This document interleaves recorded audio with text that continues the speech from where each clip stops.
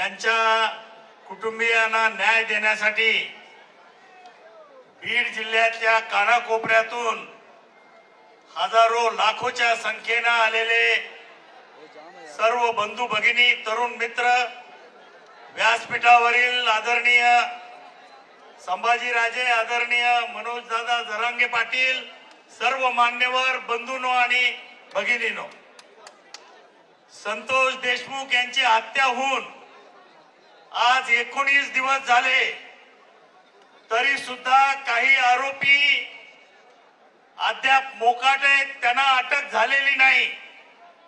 खंडणीतल्या आरोपी वाल्मिक कराड याला सुद्धा अटक झालेली नाही।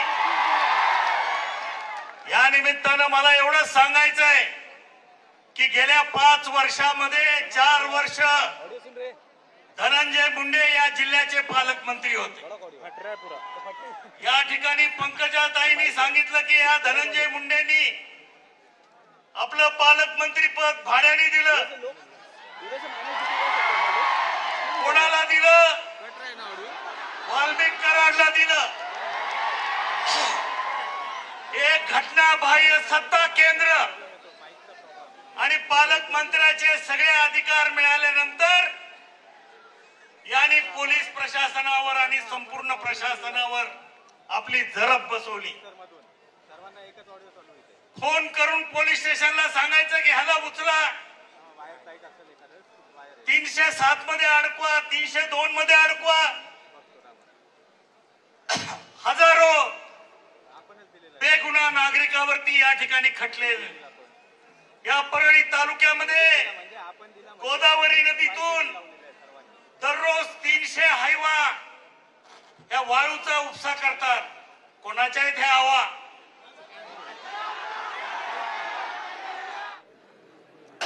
हजारो बेगुन्हा नागरिकांवरती या ठिकाणी खटले। या परळी तालुक्यामध्ये गोदावरी नदीतून दररोज 300 हायवा या वाळूचा उपसा करतात। कोणाच्या इथे हवा? आणि म्हणून या ठिकाणी या सर्व गोष्टीला ज्यांनी या वाल्मिक कराडच्या पाठीमागे आपली शक्ती उभी केली ते धनंजय मुंडे मंत्रिमंडळामध्ये असल्यास या केसमध्ये कोणालाही न्यायाची अपेक्षा नाही। आणि म्हणून या निमित्तानं मी मुख्यमंत्री आणि अजितदादांना विनंती करतो की या केसचा निकाल जोपर्यंत आरोपीला फाशी होत नाही तोपर्यंत त्यांचं मंत्रिपद काढून घ्यावं। एक निपक्षपातीपणे हा तपास झाला पाहिजे ही बीड जिल्ह्यातल्या सर्वसामान्य माणसाची मागणी आहे।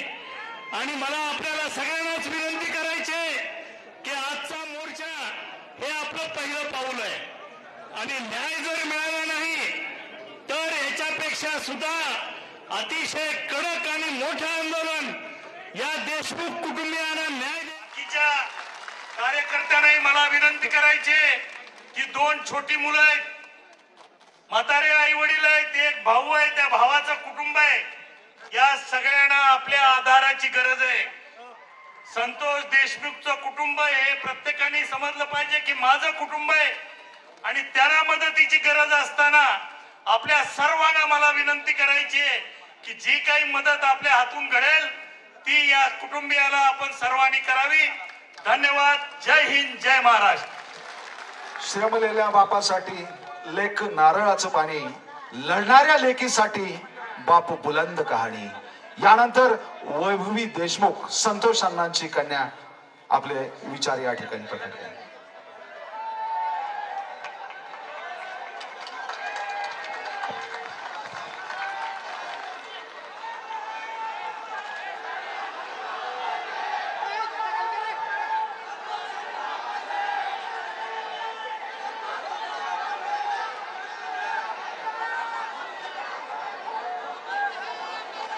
सर्वप्रथम सर्वांना नमस्कार।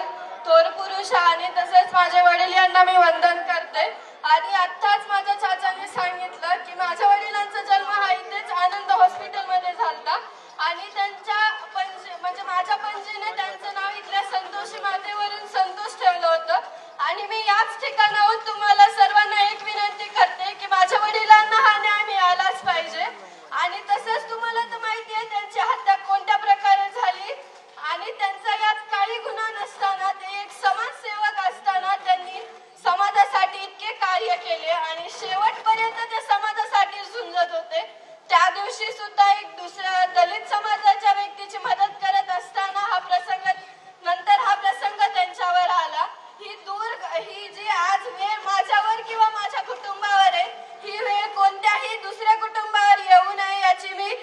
म्हणजे आपण सर्व याची दक्षता घेऊ. आणि जसे काल आभाळ आलते, हा सूर्य झाकला होता, आज ऊन पडले, हा सूर्य आज आपल्याला आणखीन दिसतोय. पण माती आड गेलेले माझे वडील हे मला नंतर कधीच नाही दिसणार. आणि त्यांचे हे बलिदान आपण व्यर्थ न जाता तुम्ही सर्व म्हणजे आपण सर्व एक आहोत. तुम्ही पण सर्वांनी एक या, माझ्या सोबत राहा, माझ्या कुटुंबासोबत, आणि माझ्या वडिलांना न्याय मिळवून द्या. आणि हा लढा आपण सर्वांनी एकत्र घेऊन पुढे जाऊ. आणि जो हा अन्याय होतोय आज, हा अन्याय पुन्हा न होऊ नये म्हणून आपण या लढ्यात एकजुटीने एकामेकाच्या खांद्याला खांदा देऊन समोर जाऊ. आणि माझ्या वडिलांना तसेच आपल्या सर्वांना न्याय मिळवून घेऊ. मी एवढीच विनंती करते की आज जसे तुम्ही मोठ्या संख्येने माझ्या सोबत माझ्या कुटुंबासोबत आहात, तसेच तुम्ही सदैव आमच्या सोबत राहा. धन्यवाद.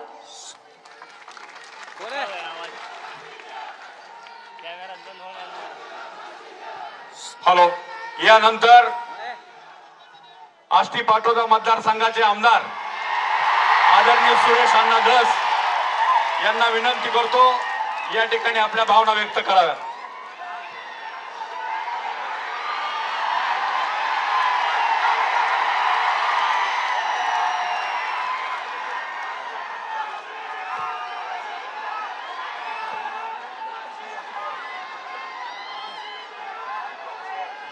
संतोष देशमुख यांच्या अतिशय अमानवीय मृत्यूच्या नंतर हा जो सर्वपक्षीय मोर्चा या ठिकाणी आपण सर्वजण आलेलो आहोत, त्यानिमित्त या ठिकाणी उपस्थित आपल्या सर्वांचं समाजभूषण आदरणीय मनोजदादा जरांगे पाटील, या ठिकाणी छत्रपती राजारामांचे वंशज आणि आमच्या सर्वांचं आदरणीय दैवत राजे या ठिकाणी आलेले आहेत. राजे छत्रपती संभाजी महाराज आणि या ठिकाणी उपस्थित प्रकाश दादा, तसेच आमदार अभिमन्यू पवार साहेब, तसेच आपले मला वाटतं जिल्ह्यातले तर सगळेच आहेत, नरेंद्रजी आदरणीय आव्हाड साहेब, सॉरी ते आमच्या सर्वांमध्ये ज्येष्ठ आहेत, चूक भूल क्षमा असावी. नाही, आमदारकीमध्ये आणि मंत्रिपदाचा हिशोब केला तर तुम्ही आमच्यापेक्षा शक्यतो केचे बाबा आले असतील ना, तर नाही काकाजी आलेले, तर हा, आणि सन्माननीय मोहनराव नरेंद्रजी पाटील, मोहनरावजी जगताप, हा जवळ घेतो, मोहनरावजी जगताप, महबूब भाई, तसेच या ठिकाणी माजी आमदार केज या ठिकाणी ठोंबरेताई आलेले आहेत. आणि आमचे प्रदेशाध्यक्ष काकडे साहेब आहेत, सॉरी जिल्ह्याचे क्रमांक 1 ची व्यक्ती आहे बजरंगराव सोनवणे साहेब खासदार,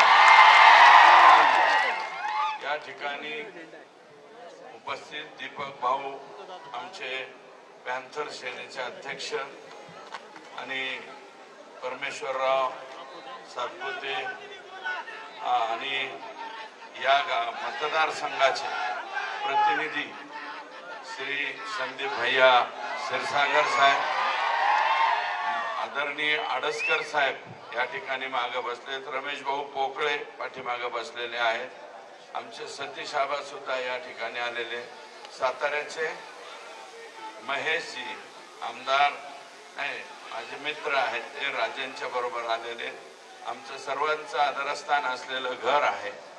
तेव्हा मी अधिकच काही न बोलता मी जरा माझा पीए इथं येऊन बसला तर बरं होईल. हा सॉरी, आदरणीय मेटे साहेब ज्यांनी आम्हाला राजकारणामध्ये निश्चितपणे राहण्यासाठी खूप चांगली मदत केली, त्या आदरणीय ज्योतिताई मेटे या ठिकाणी उपस्थित आहेत आणि चुकून माझ्याकडनं नाही राहिलं. ज्योतिताई स्टेजवरून खाली उतरल्यावर चप्पल काढून एक गुपचूप हाना तरी सुद्धा मला राग येणार नाही, परंतु मेटे साहेबांचं नाव घेणं हे क्रमप्राप्त आहे. आणि या ठिकाणी काय हे खून होतात, मर्डर होतात, परंतु ह्या खुनाची पद्धत फार चुकीची हो. ही कोणती पद्धत आहे तुमची माणसाला मारायची? मी सभागृहामध्ये सुद्धा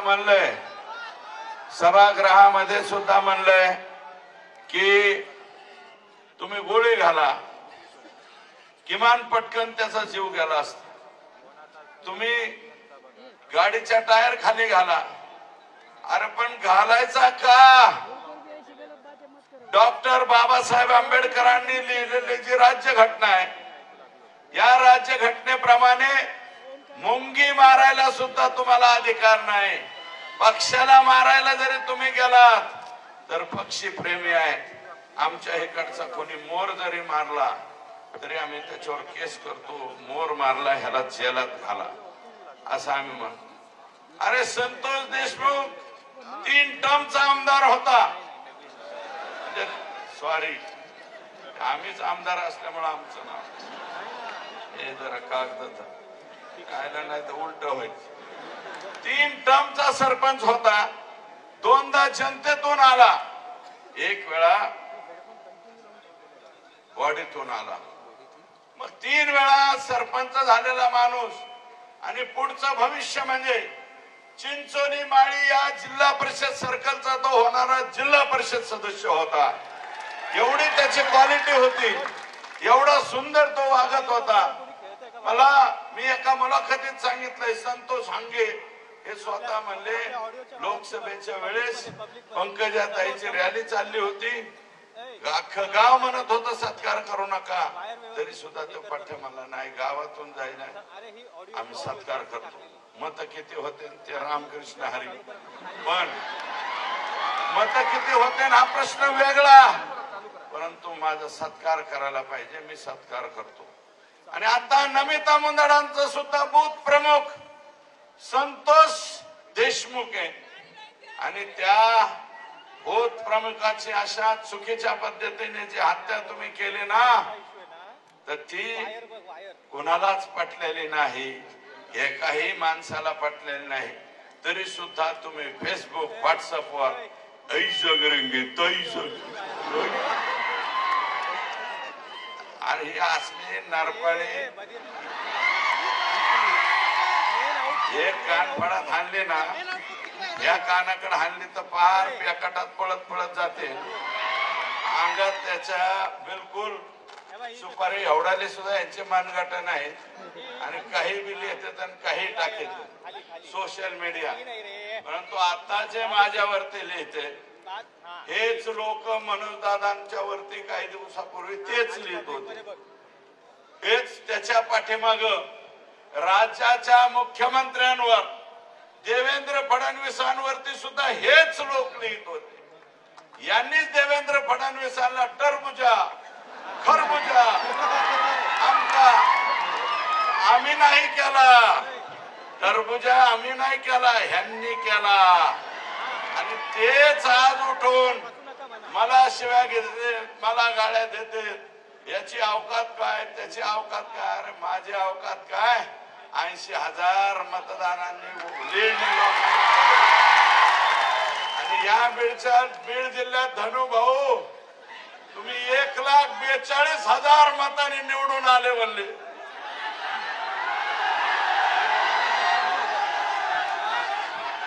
शाही एकाला लावायची शाही आणि 330 बुथापैकी 230 बुथ जर ताब्यात असतील, बोगस मतावरचे तुमची निवडणूक आहे. अरे हे काय, हे राजासाहेब देशमुख आहे ना इथं. मतदानाच्या दिवशी ह्याला बदडीत ऍडव्होकेट माधव जाधवला बदडीत एक पोरग फडका काय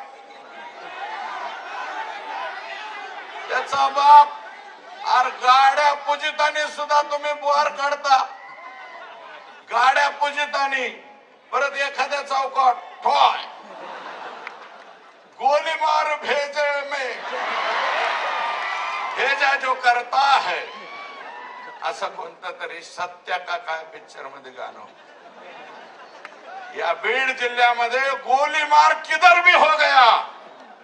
1200 ते 1300 लायसन्स ज्या ज्या कलेक्टरांनी दिले, ज्या ज्या एसपींनी त्याला संमती दिली आणि ज्या डीवायएसपींनी त्याला मान्यता दिली, या सगळ्यांवर कारवाई झाली पाहिजे असं माझं मत आहे.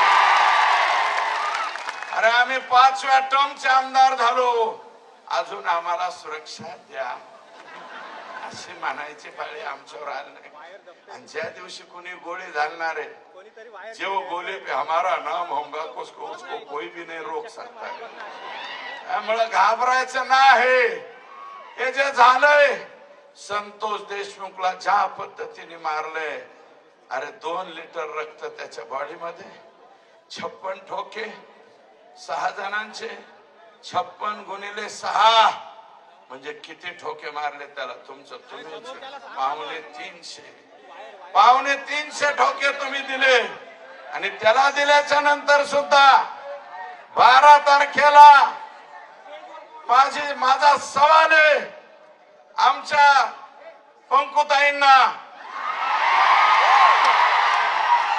पंकुताई, मला सवाल आहे तुमचा.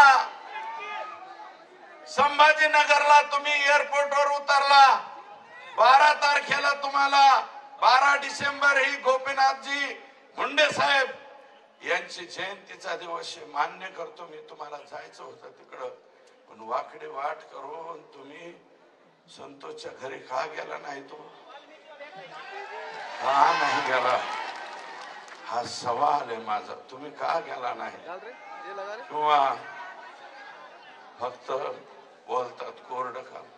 धनु भाऊ, तुम्ही जे बोललात ना गोपीनाथ गडाचा, अरे गोपीनाथ मुंडे कोण? गोपीनाथ मुंडेंनी त्यांच्या कालावधीत मटक्याचा खटका बसवला.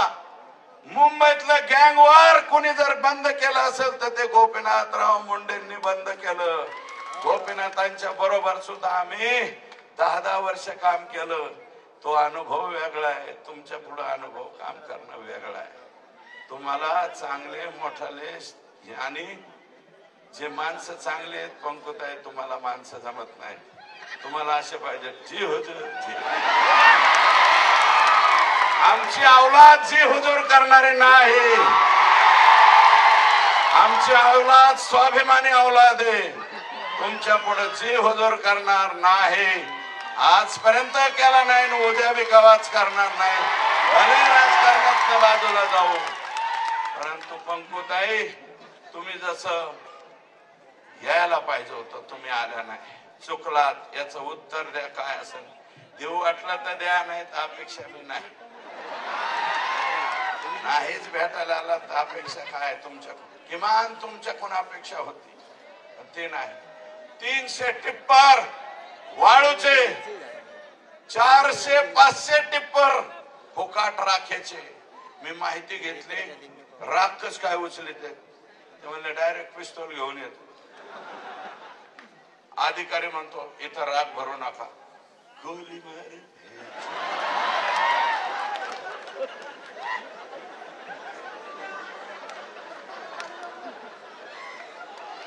ढिसक्याव, अशा प्रकारची भाषा, ढिसक्यावची भाषा त्या ठिकाणी होती. काय करीन 4 लोक काय करतील? 50 लोक जर बंगाट होऊन पिस्तूल हे घेऊन, राख म्हणजे आमचीच आहे. 1 रुपया थर्मलला न भरता 2002 सालापासून अव्याहतपणे 500 ट्रक फुकट चालल्यात. त्याचं उत्तर काय?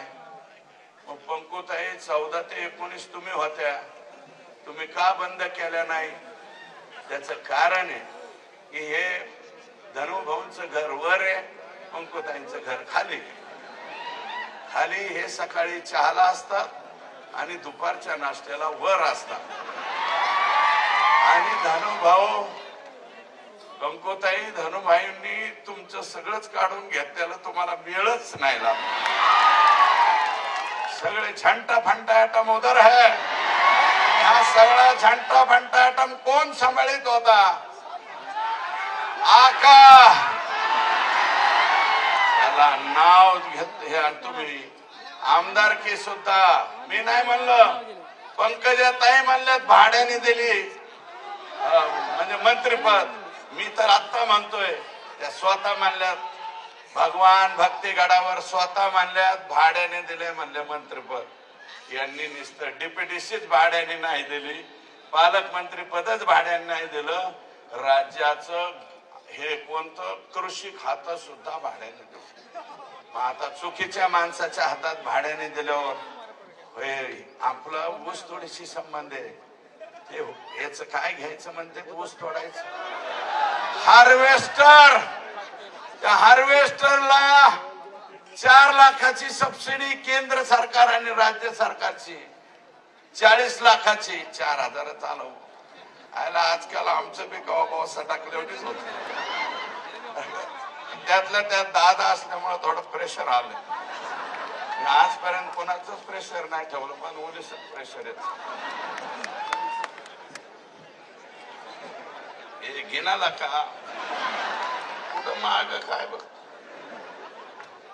माझं म्हणणं आहे 40 लाखापैकी 9 लाख वाल्मिक कराडच्या घरी गेल्याशिवाय फाईल मंजूर होत नव्हती. खरं आहे का खोटं? काहीतरी ऊस तोडे हात असतील, वर हात करू नाही दाखवा ना. ही करून कहाणी आमच्या बीड जिल्ह्याची करुणा कहाणी नाही म्हणत. करुणा कहाणी तर वेगळीच आहे. फक्त करुण कहाणी म्हणतोय. करुण कहाणी, करुणा कहाणी तर रोज माझी माय माऊली ती पहिली बायको आहे. पहिली बायको असून सुद्धा तिचं लय हात चाललेत रे. त्यामुळं मला अधिकच काही बोलायचं नाही. भाऊ तुम्ही जे बोलतात ना तर चुकीचं. राखेमुळं दमा त्वचेचे आजार व्हायला लागले परळी तालुक्यातल्या लोकांना. कोणी काय बोलत नाही. वाळू बिंदल आणि दहीफळे नावाचा एक कोणीतरी पियाय शिरसाळ्याला खरं आहे का खोटं एवढं सांगा. शिरसाळ्याचं काढलं. शिरसाळ्याचा दहीफळे पक्षाचं कार्यालय असल्यासारखा वागतो. प्रकाश दादा तुमचा पक्ष फार मोठा हो असा. तुझाच पक्ष आहे बाबा, माझा नाही ना. भाईचा नाही, मोहनचा नाही, तुझाच पक्ष आहे असं. वाढवा पक्ष, दैफळे सारख्या अनाम पक्ष वाढा. अरे अख्ख्या 300 ट्रक दैफळेच्या मार्गदर्शनाखाली, 500 ट्रक दैफळेच्या मार्गात. इलेक्शन मध्ये कुणी काय बोललो चुप बैठो नाही तो कोण कोटुंग दैफळेच पिस्तोल लावतोय. अरे काय तारा, काय अवस्था कुणीकडे नेली. आणि तुम्ही गायरान जमीन शिरसाळ्याची अख्खीच्या अख्खी ढापली. अरे 1400 एकर का हेक्टर जमीन होती, सगळीच्या सगळी ढापली. आणि मार्केट कमिटीला आहेत ना, इथं असते ना शिरसाळ्याचे कोणीतरी. अरे उठून उभा राहा ना. मर्द असला तर उठ राहा. गणपत पाटलाचा मावस भाऊ असला तर उभं राहू नको. तर यांनी 1400 एकर गायरान जमीन हल्ली. सगळे वाल्मिक कराड आणि धनंजय मुंडेंचे बगल बच्चे यांनी जमीन हल्ली. आणि कोण सोडलाय? अरे तुम्ही ओबीसी मानता. तिथं बंजारा समाजाचे लोक होते. बंजारा समाजाची स्मशानभूमी सुद्धा इकडेच घेतली. एवढी आजो इलेक्शन आले की एवढी आजो इलेक्शन संपलं की बाजाजो बंजाऱ्यांची अर्धी स्मशानभूमी तुम्ही घेतली. बंजारा समाजाचं उठवून लावलं. पारधी समाजाचं तुम्ही फुले शाहू आंबेडकरांच्या गप्पा मारता. अरे या देशामध्ये या राज्यामध्ये फुले शाहू आंबेडकरांचा विचार चालतो. आम्ही सुद्धा मानतो चालतो. त्या फुले बस करू का? फुले पारधी समाजाची घरं बुलडोजरनी तोडली. अजून बडे मिलिटरी मॅन बडे. आता वंजारी समाजाचा आहे ना, तुमच्या स्वतःच्या समाजाचा. त्याच्या मुलाची ग्रामपंचायतला नोंद असून बडेला सुद्धा हाकलून लावलं. बडे अगो ते म्हणतात मी मिलिटरी मॅन आहे, मिलिटरी मॅन आहे. अरे मिलिटरी मॅनाबद्दल स्वाभिमान असावा लागतो. आमच्याकडे शहीदांच्या खाणी आहेत. शहीद सुभाष सानप, सोंडगे, वालेकर, किती नावं घ्यायची, भरपूर आहेत. सगळी फार आहेत आमच्या बीड जिल्ह्यामध्ये. वेळ जाईल म्हणून बोलत नाही. ग्रामपंचायतला नोंद असून बडेचं घर उपसून टाकलं. बडेचा व्यवसाय उचलून टाकला. त्याला जागा दिली नाही. आणि एकूण 600 भाट्यात तुमच्या शिरसाळ्यात इट भाट्या 600, त्यातल्या 300 बोगस, 300. आणि त्या सगळ्याच्या सगळ्या आदरणीय धनुभाऊ आणि छोटा का यांच्या